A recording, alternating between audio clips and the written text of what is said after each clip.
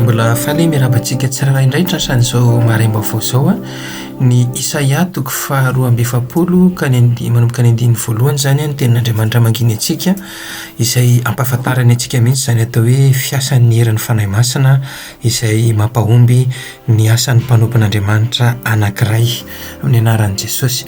Indro ny mpanompoko izay tantanako dia ilay voafidiko sasitraky ny foko napetraka tao amin'ny fanahiko.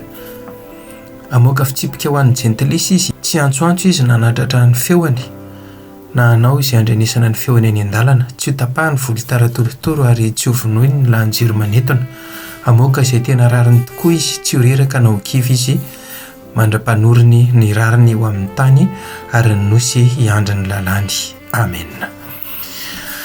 Ry havana malala miteny sy manaitra atsika kristianina maro indray Andriamanitra ankehitriny amin'ny alalan'izany teniny izany satria hitany fa mitady ho reraka isika, mitady ho kivy isika.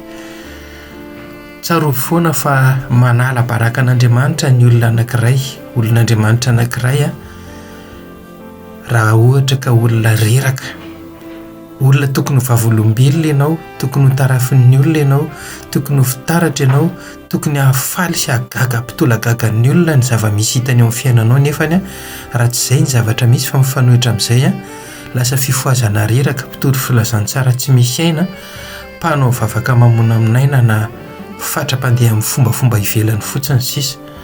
Raha sendran'izany ianao ry havana dia tonga dia manapa-hevitra, tonga dia mifoaza mihitsy, tonga dia mijery eo izay tokony hatao fa misy zavatra tsy mety any ambadikabadika any. Nahoana tsika ny malazo takan'izany dia satria tako ny filan'ny nofontsika ry havana ilay fiainam-panahy anatintsika. Ilay tena fiainana ny tenin'Andriamanitra tako ny filan'ny nofo ary tako n'ireo fahazaran-dratso maro isan-karazany ihany ka tsy mahita ny fiasan'ny herin'i Jesosy itsika. Raha misy olona anankiray tsy mahita an'izany herin'ny fanahy masina izany eo amin'ny fiainany andavanandro mihitsy, tsy hoe rehefa alahady fa rehefa ny andavanandronao mihitsy raha vao tsy mahita ny herin'ny fanahy masina ianao dia tsy maintsy mangatsiaka ianao, lasa matimaty hoy izao izy ny Apokalipsy. Noho izany dia izao mila miverina manatona an'i Jesosy, mijery indray hoe mandiny tena indray hoe inona ny tokony ho diovina, inona ny tokony ialana ao anatin'izay rehetra mangeja antsika. Misy taindrendrika sy fahotana raika tapisaka tokony esorina na loto na fotaka izay mangeja antsika. Reny tsy ahitantsika ny voninahitry ny Tompo. Ankehitriny ry havana, tsy hoe fakatahaka akoriny, izany hoe tena manana aim-panahy, olona manana aim-panahy, tsy hoe makatahaka ianao mba hatonga anao hanana aim-panahy.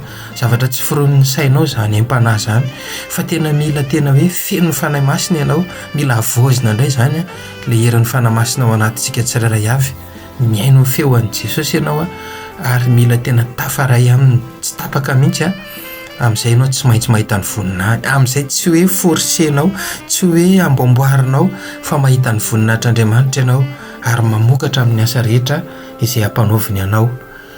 Hoy ny Tompo, indro ny mpanompoko izay tantanako, ilay voafidiko sady sitraky ny foko napetraka tao amin'ny fanahiko. Amoaka fitsipika ho an'ny jentilisa izy, tsy antsoantso izy na nandratra ny feony na anao izay andrenesana ny feony any an-dalana, tsy ho tapahany volo taratorotoro ary tsy ho lotoiny ny lahan-jiro manentona.